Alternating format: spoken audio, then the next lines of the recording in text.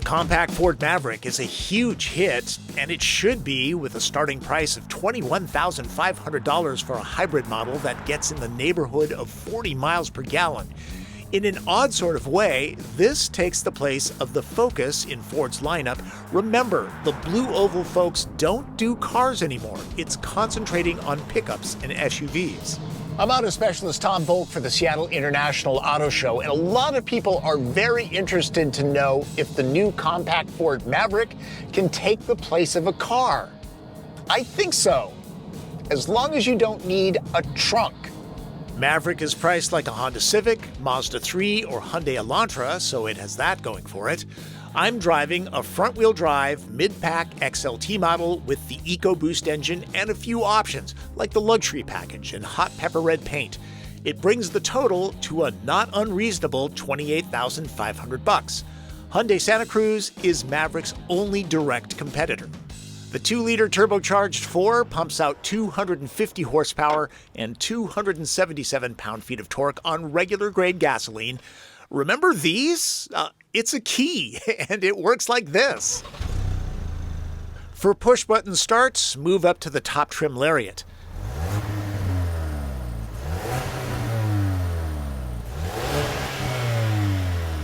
The EcoBoost engine shifts with an 8-speed gearbox. Control freaks should understand that there's no way to shift manually. There are drive modes. It's my experience that Maverick always defaults to normal on startup. The Turbo 4 makes the Maverick a pretty quick pickup, 0 to 60 in this front-wheel drive version, a little over 6 seconds. Tip for you, if you want to go a little faster off the line, go with all-wheel drive. Here's why. That's some pretty significant wheel spin, and under hard throttle, there is a little bit of torque steer, pulls to the right. Not a deal breaker, though. All of that goes away with all-wheel drive, and if you don't need that, maybe consider the hybrid powertrain that's perfectly spunky in city driving. The EcoBoost has the edge when passing on 2-lane roads, and yeah, we're all waiting to hear when or if Ford will build an all-wheel drive hybrid. As far as the ride quality is concerned, the suspension is a little bit on the firm side. This drives very much like a compact crossover, say a Bronco Sport, which makes a lot of sense because these two vehicles are built on the same architecture. Other than Santa Cruz, Maverick is as car-like as you're going to get from a pickup truck, even more so than Honda Ridgeline, which is also unibody. People make too much of unibody. It's not a bad thing. Range Rovers have been unibody for years with no structural issues at all. Building Maverick with just one bed and cabin size helps keep the costs down. It's more useful than many think. I brought 4 chairs over to my brother's house. The bed length is 54.4 inches. That happens to be ideal for throwing my mountain bike in back. At 23 years old, it's gonna get upgraded. Martin Campbell needed an extra ladder for a project that he's working on, and that slides in without a problem. The bed liner is part of the $2,300 XLT luxury package, by the way.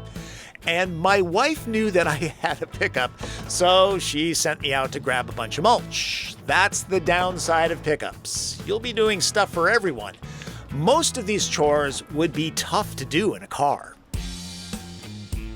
There's something endearing about Maverick's interior.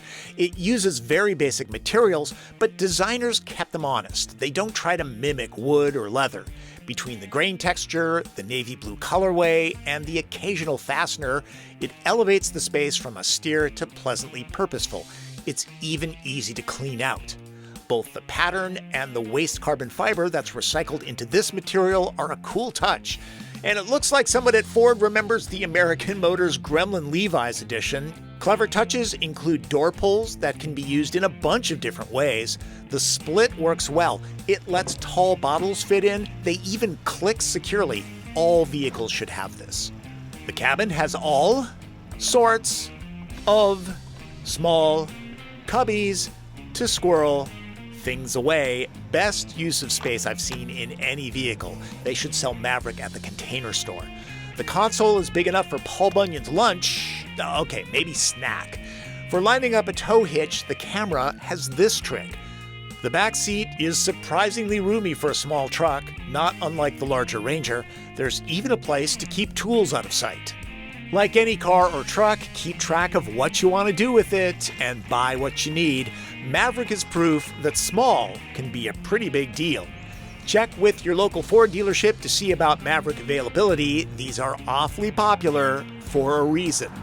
For the Seattle International Auto Show, I'm Tom Voelk.